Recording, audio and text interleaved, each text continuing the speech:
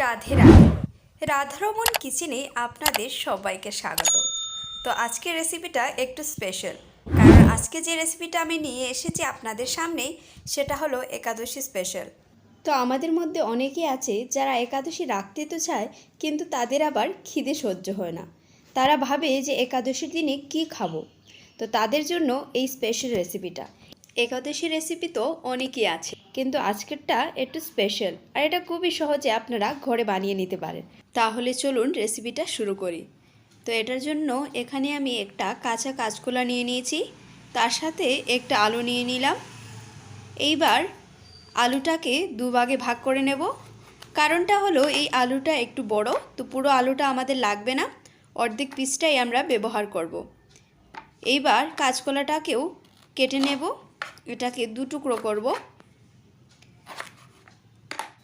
এগুলাকে আমরা কুকারের মধ্যে সেদ্ধ করব। তো কুকারে দিয়ে দিলাম, তার সাথে এই আলুটাকে আরও দু পিস করব যাতে তাড়াতাড়ি সিদ্ধ হয়ে যায়। এবার এগুলাকে কুকারের মধ্যে দিয়ে জল দিয়ে দেব। জল বেশি দেব না, প্রায় 2 কাপের পরিমাণ জল দিয়ে দিলাম, যাতে আলু আর কাঁচকলাগুলো ভালোভাবে ডুবে যায়। তারপর দিয়ে দিলাম 1 চামচের পরিমাণ নুন। এইবার ঢাকনাটা লাগিয়ে এটাকে আমরা 2টো সিটি আসা অবধি অপেক্ষা করব। তো এটাকে এবার বসিয়ে দেব, আর এটাকে আমরা 2টো সিটি দেওয়াবো, তার থেকে বেশি দেওয়াবো না, না হলে কাঁচকলা আর আলুগুলো বেশি সিদ্ধ হয়ে যাবে। তাহলে চলুন এটাকে রেখে দেই। তো দেখুন 2টো সিটি দিয়ে দিয়েছি, গ্যাসটাও চলে গেছে। এইবার ঢাকনাটা খুলে নিলাম, চাকুর সাহায্যে দেখে নিলাম সিদ্ধ হয়েছে কি না। ভালোভাবে করে সিদ্ধ হয়ে গেছে। এইবার থালার মধ্যে নামিয়ে নিলাম। তো অল্প ঠান্ডা হয়ে গেলে হাতের সাহায্যে এগুলার খোসাগুলো আমরা বের করে নেব। আপনারা চাইলে একাদশীর দিনে আলু, কাঁচকলা, লাউ এগুলো দিয়ে সবজিও করতে পারেন। একাদশীর দিনে সবজিও বানিয়ে খাওয়া যায়, কিন্তু এটার মধ্যে সরষের তেল ইউজ করতে পারবেন না। শুধু ঘি বা সানফ্লাওয়ার অয়েল দিয়ে আপনারা সবজি তৈরি করতে পারেন। তো খোসাগুলো ভালো করে ছাড়িয়ে নিলাম।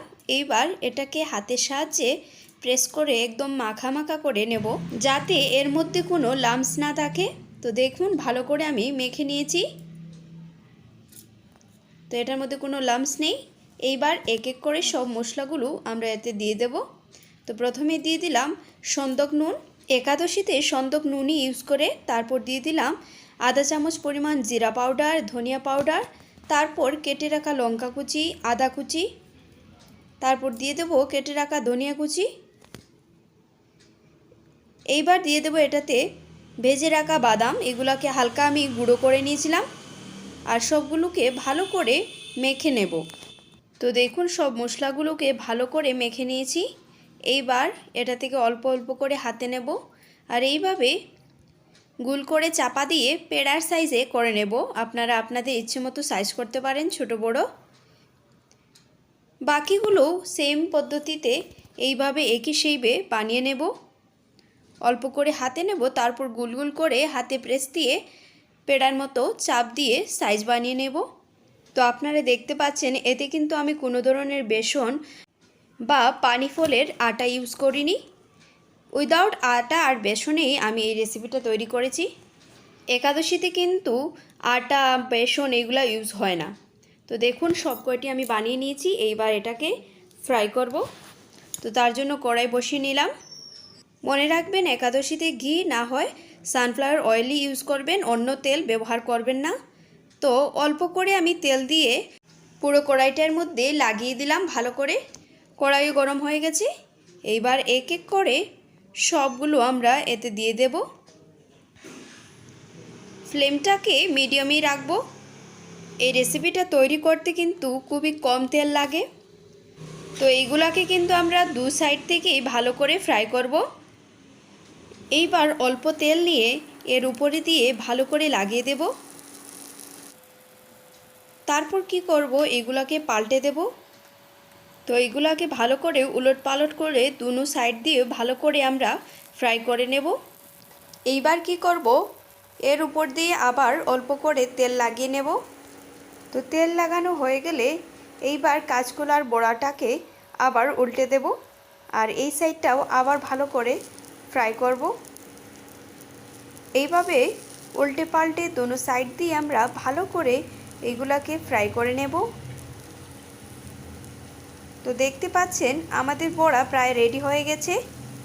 এইবার ফ্লেমটাকে অফ করে দেব আর এগুলাকে ঠান্ডা হওয়ার জন্য রেখে দেব। তো দেখুন আমাদের বড়া রেডি, ঠান্ডা হয়ে গেছে। এইবার আমরা এগুলাকে একটা প্লেটের মধ্যে সার্ভ করে নেব। তো বন্ধুরা, আপনাদের যদি আমার এই রেসিপিগুলো ভালো লেগে থাকে তাহলে আমার চ্যানেলটাকে সাবস্ক্রাইব করতে ভুলবেন না। আর একটা কথা, যে এই একাদশী ব্রতটা পালন করা আমাদের সকলেরই জন্য খুবই আবশ্যক। তাহলে আপনারা সকলেই এই একাদশী ব্রতটা অবশ্যই পালন করবেন। ভালো থাকবেন, সুস্থ থাকবেন। দেখা হবে আরেকটা নতুন রেসিপির সাথে। ততক্ষণের জন্য রাধে রাধে।